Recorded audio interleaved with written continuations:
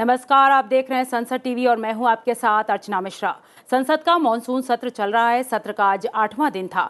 संसद के दोनों सदनों में कामकाज के लिहाज से क्या रहा खास, देखिए सदन की कार्यवाही से जुड़ी हर खबर संसद टीवी के खास कार्यक्रम सदन दिन भर में। लेकिन सबसे पहले बात सुर्खियों की। संसद से सिनेमेटोग्राफ संशोधन विधेयक 2023 पारित। अवरोध के बीच लोकसभा ने चर्चा के बाद दी मंजूरी। पायरेसी पर लगाम लगाने के लिए बिल में कड़े प्रावधान।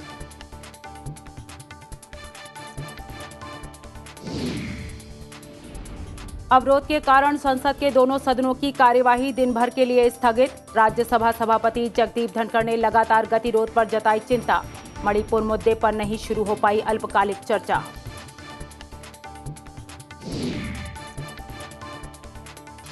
नवनिर्वाचित सदानंद शेठ तनावड़े ने ली राज्यसभा की सदस्यता की शपथ। दोनों सदनों ने मलावी से आए संसदीय प्रतिनिधिमंडल का किया स्वागत। मलावी नेशनल असेंबली की अध्यक्ष कैथरीन गोटानी हारा के नेतृत्व में भारत आया दौरा।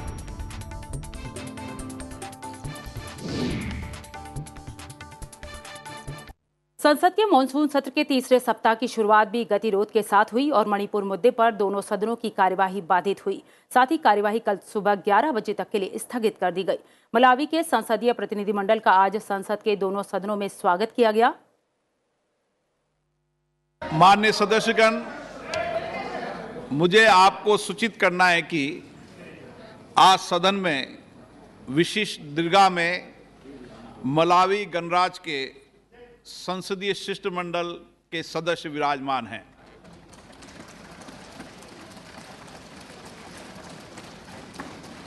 मैं अपनी ओर से तथा सदन के सभी माननीय सदस्यों की ओर से भारत की यात्रा पर आए हमारे सम्मानित अतिथि मलावी गणराज्य की नेशनल असेंबली की अध्यक्षा महामहिम सुश्री कैथरीन गोटानी हारा और वहाँ के संसदीय शिष्टमंडल के सदस्यों का स्वागत एवं अभिनंदन करता हूँ। मलावी गणराज्य के संसदीय शिष्टमंडल का भारत आगमन रविवार 30 जुलाई 2023 को हुआ था। शिष्टमंडल के सदस्यगण दिल्ली के अतिरिक्त आगरा की यात्रा भी करेंगे। उनका शुक्रवार दिनांक 4 अगस्त 2023 को भारत से प्रस्थान होगा। हम अपने देश में उनके सुखद और सफल प्रवास की कामना करते हैं। उनके माध्यम से हम मलावी गणराज्य की संसद, वहाँ की सरकार और वहाँ की मित्र जनता को अपनी बधाई और शुभकामनाएं प्रेषित करते हैं।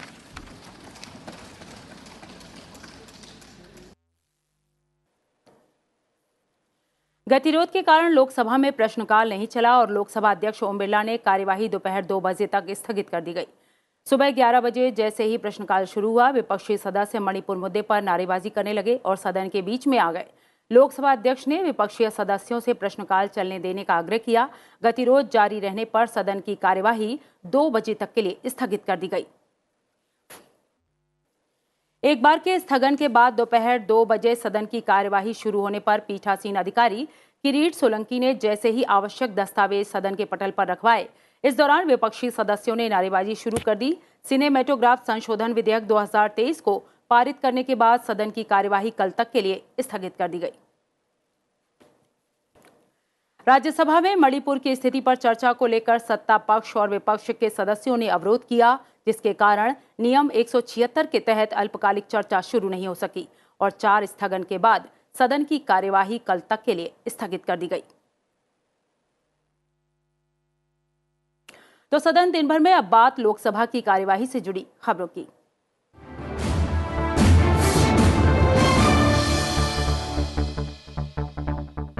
मणिपुर मुद्दे को लेकर विपक्ष के अवरोध के बीच लोकसभा ने सिनेमेटोग्राफ संशोधन विधेयक 2023 को संक्षिप्त चर्चा के बाद आज ध्वनिमत से पारित कर दिया।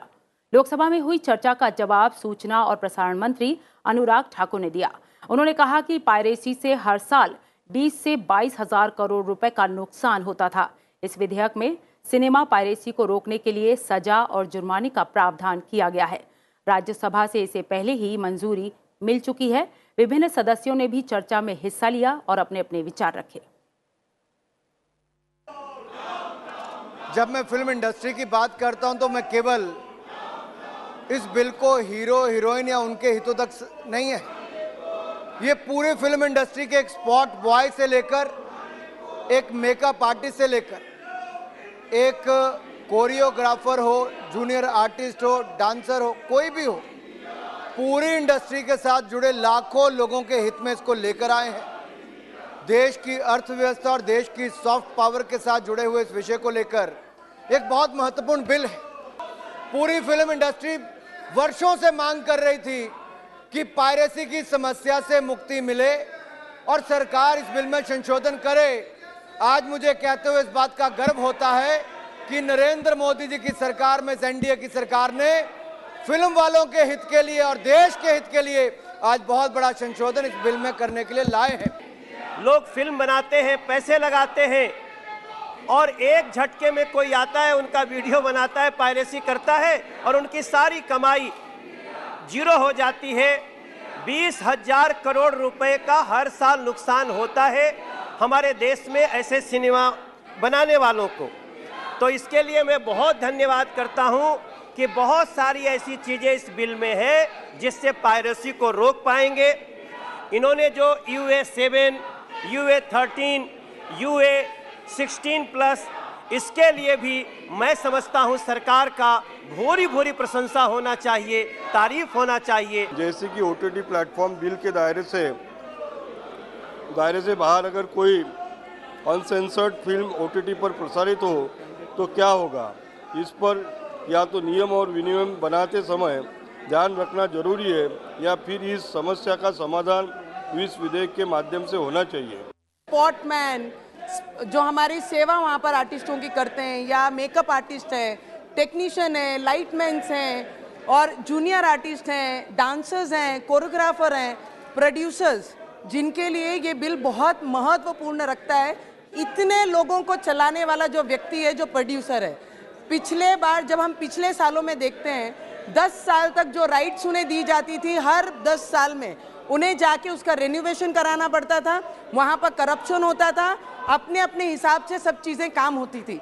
सर, पायरेटेड करके आज 22,000 करोड़ का नुकसान, इंडस्ट्री को जो नुकसान हो रहा है वो हो रहा है, पर हमारे देश को सबसे ज़्यादा नुकसान इसके पायरेट्स के माध्यम से हो रहा है। पूर्व में सेंसर बोर्ड जो देता था वो 10 साल के लिए देता था, अब ये फॉर एवर के लिए हो गया। एक बार सेंसर बोर्ड ने पास कर दिया तो हमेशा के लिए रहेगा। मैं इसमें माननीय मंत्री जी का भी धन्यवाद देता हूँ, उन्होंने पायरेसी रोकने के लिए एक महत्वपूर्ण कदम उठाया है। 3 साल की सज़ा, वो 3 लाख का जुर्माना बहुत ही महत्वपूर्ण है पायरेसी को रोकने के लिए। मैं माननीय मंत्री जी से ये भी कहूँगा कि इसमें जो आयु वर्ग आपने दिए उसके लिए भी आपको धन्यवाद। जो 3 आयु वर्ग दिए हैं आपने, 7 वर्ष, 13 वर्ष और 16 वर्ष, ये फिल्म उद्योग के लिए नई क्रांतिकारी। माननीय उनके जो केवल 10 साल में उसको लाइसेंस खत्म हो जाता था, अब फिल्म वालों का लाइसेंस 10 साल में खत्म नहीं होगा, सारी उम्र के लिए उनको लाइसेंस भारत सरकार ने दे दिया है। कोई दफ्तर के चक्कर नहीं काटने पड़ेंगे। चेंज ऑफ कैटेगरी है, अगर आपकी फिल्म A कैटेगरी में, H कैटेगरी में है और आप उसको टीवी पे दिखाना चाहते हो तो जो क्लॉज CBFC आपको चेंज करने के लिए कहेगा वो केबल टेलीविजन नेटवर्क के प्रोग्राम कोड के अनुसार अगर आप कर दोगे तो टेलीविजन पर भी आपको फिल्म दिखाने का पूरा अधिकार मिल जाएगा, आपको कोई नहीं रोकेगा। लोकसभा अध्यक्ष ओम बिरला ने गतिरोध के बीच प्रश्नकाल की कार्यवाही चलाने का प्रयास किया। कुछ सदस्यों के प्रश्नों का संबंधित मंत्रियों ने जवाब दिया। लोकसभा में प्रश्नकाल के दौरान बीजेपी सदस्य डॉक्टर निशिकांत दुबे ने शैक्षणिक रूप से पिछड़े जिलों से संबंधित प्रश्न पूछा, जिसका शिक्षा मंत्री धर्मेंद्र प्रधान ने जवाब दिया। बीजेपी सांसद राकेश सिंह ने वैश्विक संस्थानों द्वारा भारत की अर्थव्यवस्था के आकलन से संबंधित प्रश्न पूछा, जिसका वित्त राज्य मंत्री पंकज चौधरी ने उत्तर दिया। प्रश्न ये है महोदय कि अर्थव्यवस्था के मूल्यांकन को लेकर समय समय पर रेटिंग एजेंसियां अपने आंकड़े जारी करती हैं। ये उपयुक्त हैं या अनुपयुक्त हैं, ये अलग बात है, लेकिन हमारी अर्थव्यवस्था का प्रदर्शन बेहतर हो, बेहतर दिखे, इसके लिए सरकार क्या प्रयास कर रही है। और दूसरा प्रश्न है कि यदि हम ये मानते हैं कि हमारा प्रदर्शन बेहतर है तो ऐसा मानने के पीछे हमारे क्या मापदंड या क्या आधार है। धन्यवाद अध्यक्ष जी।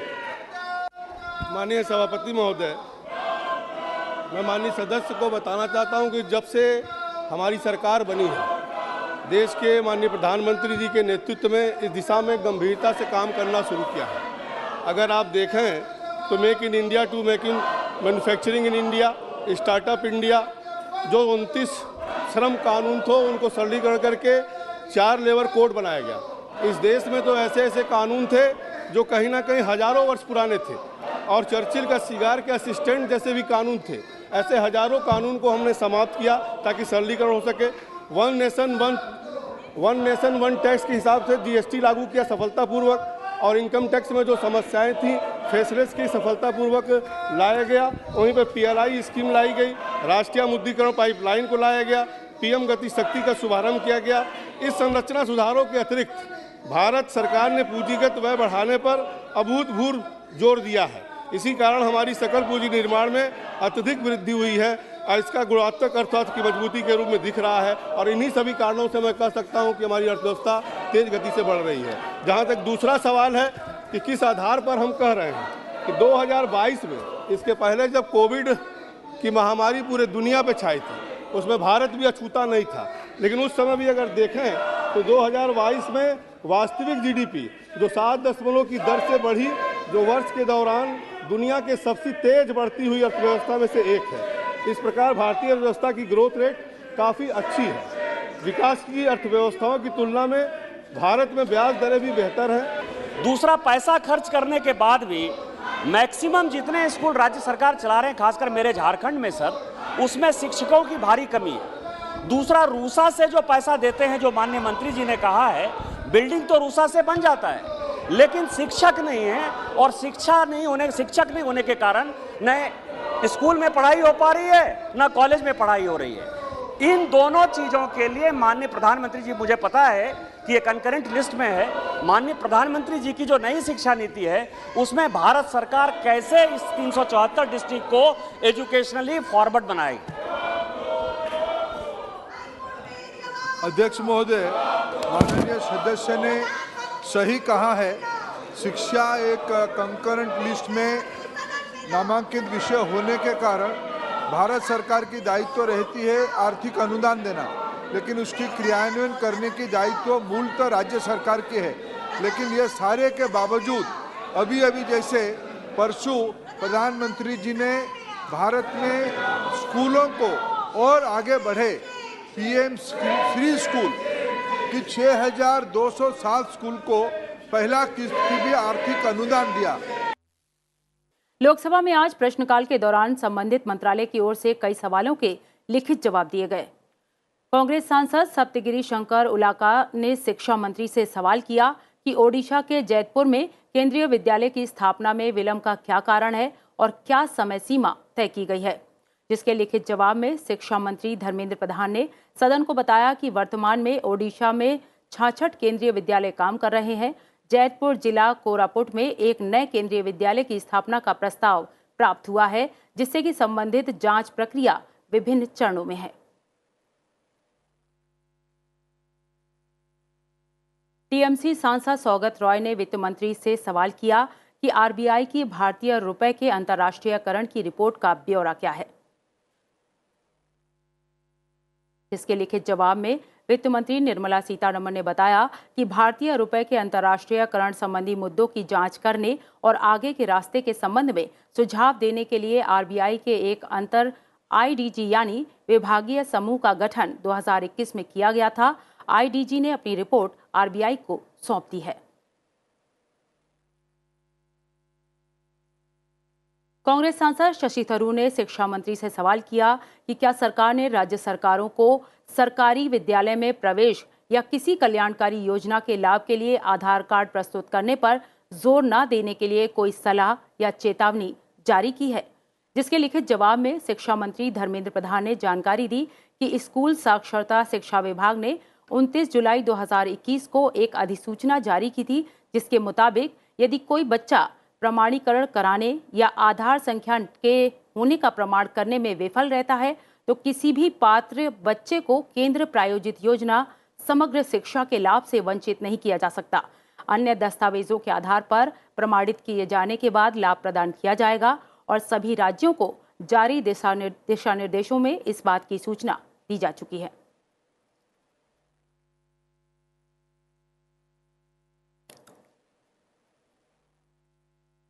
सदन दिन भर में अब बात करते हैं राज्यसभा की कार्यवाही से जुड़ी खबरों की।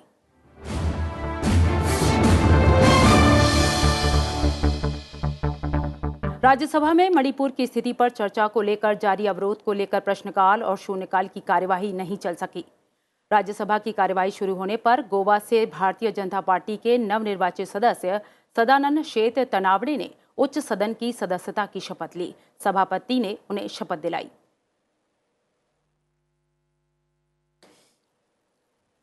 मी सदानंद बाळू शेठ तानावडे राज्यसभेचा सदस्य म्हणून निवडून आलो असल्याने ईश्वर साक्ष शपथ घेतो की कायद्याद्वारे स्थापित झाले अशा भारतीय संविधानाबद्दल मी खरी श्रद्धा व निष्ठा बाळगीन। भारताची सार्वभौमता व एकात्मता उन्नत राखीन आणि आता जे कर्तव्य मी हाती घेणार आहे ते निष्ठापूर्वक पार पाडीन। इसके बाद सभापति जगदीप धनखड़ ने आवश्यक दस्तावेज सदन के पटल पर रखवाए। इस दौरान विभिन्न मंत्रालयों से जुड़े पत्र सभा पटल पर रखे गए। इसके बाद विभिन्न संसदीय समितियों के प्रतिवेदन सदन के पटल पर रखे गए।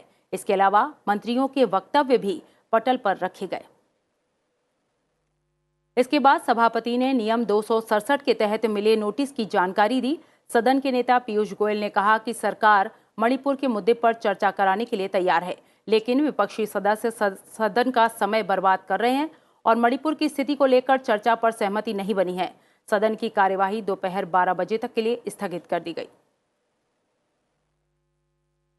Sir, they are trying to mock parliamentary processes. They are trying to misuse. They are trying to misuse the liberty given to all the honourable members, and this is clearly reflective of their mentality. When the government is ready to discuss Manipur, when the government has already acceded to the sense of the House that there should be a discussion on Manipur, they have already spoiled, sir, 9 days, 9 important days of the House. 9 days the country is watching that this debate could have happened on the first day itself. Government had agreed for it in the all-party meeting. I see no sense, and I wonder what is the message they are trying to give. Are they running away from the debate? विपक्ष के लोगों ने एक बार पुनः विचार करके तय करना चाहिए। इस सदन में मणिपुर की चर्चा हम चाहते हैं, हम आज की आज चाहते हैं, आज की आज चर्चा शुरू की जाए 176 रूल में, और आज की आज दूध का दूध पानी का पानी हो जाए। मुझे लगता है ये विपक्ष की रणनीति, रोज आपको तकलीफ देना, कोई नाम पढ़ने की जरूरत नहीं है। पूरा सदन इस बात से सहमत है, कार्रवाई शुरू की जाए और आज दोपहर को 2 बजे मणिपुर के ऊपर चर्चा शुरू की जाए। Honorable members, the importance of listed business of the House can never be overstated. Many of you have reflected on this time and again. In democracy, this is the highest platform enabling representatives of people to secure response from the government, thereby effecting accountability and transparency. Suspension of the business of the House that has been listed has to be effected in rarest of rare cases. Rule 267, one second. Rule 267 came to be invoked last occasion 5 years ago in 2018. Now, honorable members, the issue which is being raised by the honorable members, I would plead with utmost respect. The issue was raised by the honorable members in all seriousness on 20th of July. And on that day, honorable members would recollect, I had taken a call and given my ruling. The government on that day had agreed for a discussion, and today the leader of the House says he is ready to discuss and deliberate right now. At 2 o'clock, right now we have the listed business. Okay. as per rule So, honorable 176, members, we can discuss it whenever they are ready. I would get the sense of the House and most important input of the Honorable LOP on the statement made by Leader of the House that the government is ready to discuss the issue of Manipur today at 2 p.m. पहले स्थगन के बाद जब दोपहर 12 बजे कार्रवाई शुरू हुई तो सभापति जगदीप धनखड़ ने सदन को बताया कि मलावी संसद का प्रतिनिधिमंडल सदन में मौजूद है। उन्होंने सभी की ओर से विदेशी संसदीय दल का स्वागत किया। On my own behalf and on behalf of the honorable members, I have great pleasure in welcoming Right Honorable Catherine Gotana Hara, Speaker of National Assembly of Republic of Malawi, and the delegation. They are on a visit to India under bilateral exchange as our honored guests. The parliamentary delegation from Malawi arrived in India in the morning of Sunday, 30th of July 2023, and are now seated in the special box. Besides Delhi, they will also visit Agra before their departure from India. We wish them a happy and fruitful stay in our country.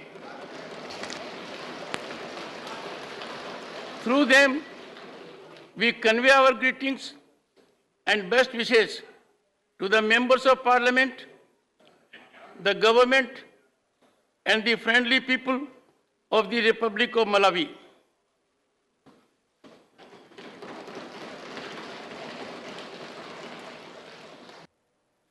प्रश्नकाल शुरू होने पर विपक्ष के सदस्यों ने शोर शराबा शुरू कर दिया। सभापति दोनों पक्षों से शांत होने की अपील करते रहे, लेकिन इसका कोई असर नहीं हुआ। स्थिति को देखते हुए सभापति ने सदन की कार्यवाही दोपहर 2 बजे तक के लिए स्थगित करने की घोषणा कर दी। दोपहर 2 बजे कार्यवाही शुरू होने पर भी सदन में मणिपुर मुद्दे पर चर्चा शुरू नहीं हो पाई और एक बार के स्थगन के बाद कार्यवाही दिन भर के लिए स्थगित कर दी गई।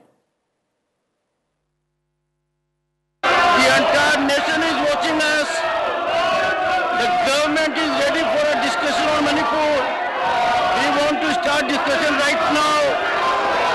It is most unfortunate that on 20th of July, precious time of the House has not been utilized. People have to pay heavily for this.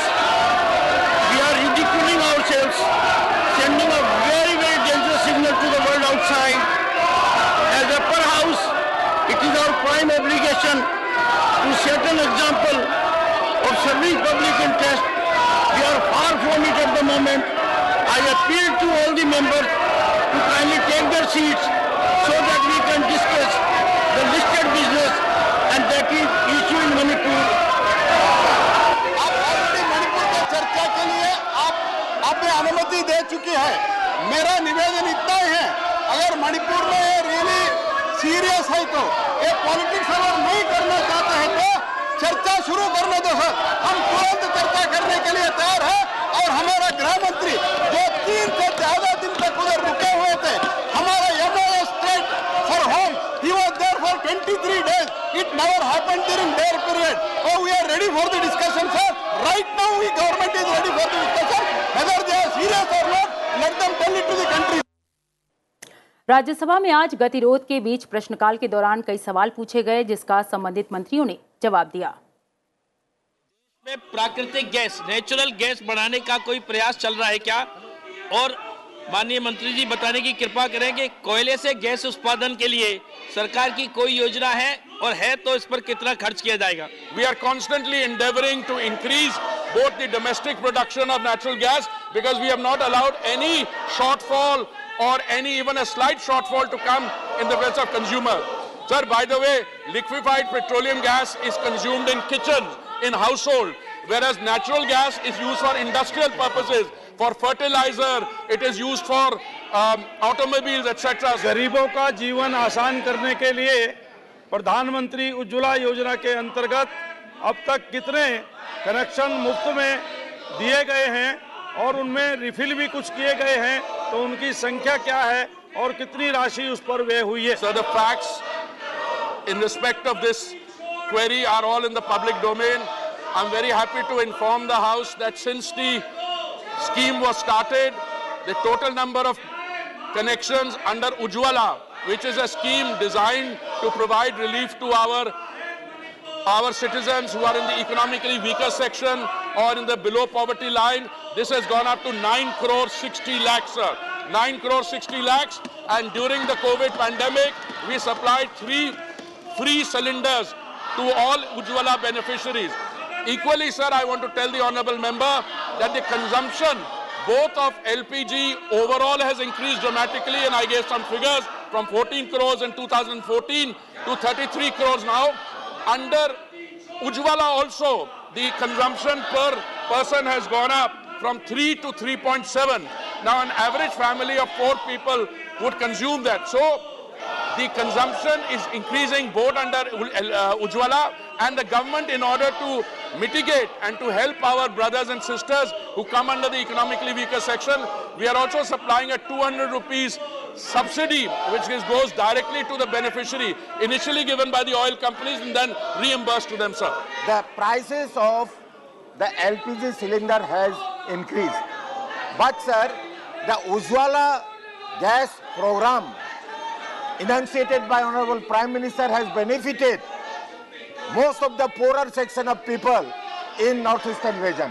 I want to know from the Honorable Minister, what about the transportation leakage loss to gas cylinders, how they are going to make it up with the dealers?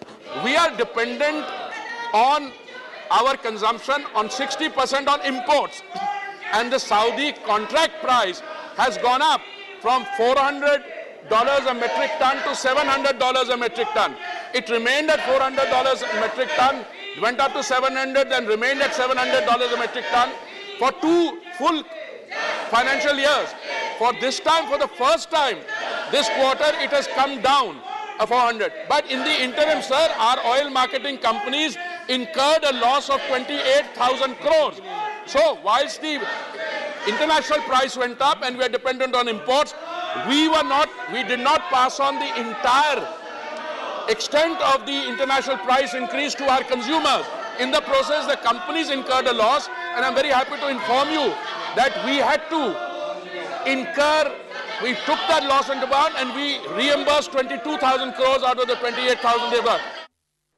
Manipur मुद्दे पर संसद में लगातार गतिरोध जारी है, जिसको लेकर वित्त मंत्री निर्मला सीतारमण ने क्या कहा, आइए सुनते हैं।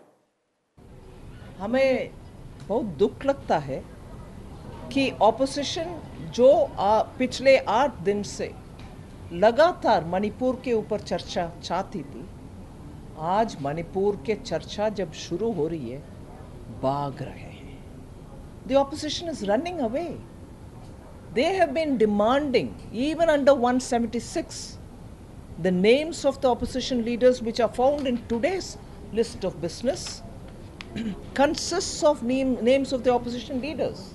And I'll, for your sake, recall the names: John Brittas, A.D. Singh, all respected honorable members, Professor Manoj Kumar Jha, Fauzia Khan, A.A. Rahim ji, Ranjit Ranjan, Srimati Ranjit Ranjan, G.C. Chandrasekhar ji, Fulo Devi Nettam ji, and Elamaram Karim. They are all people from the opposition who wanted it under 176. Now on that very 176, we have agreed and included all their names because they had also asked under 176. Now just to draw a distinction, these are decided by the chair, and if anyone would want to ask saying why not under 267, I just want to highlight 267 is if there is such a sense of urgency. Yes, such a sense of urgency, but obviously 8 days have gone, people have gone to Manipur and come back, they have heard people speak to them. Now we are meeting and talking about it. Wouldn't they want to speak as to what they heard in Manipur? आइए अब देखते हैं सदन में आज का quit of the day क्या है।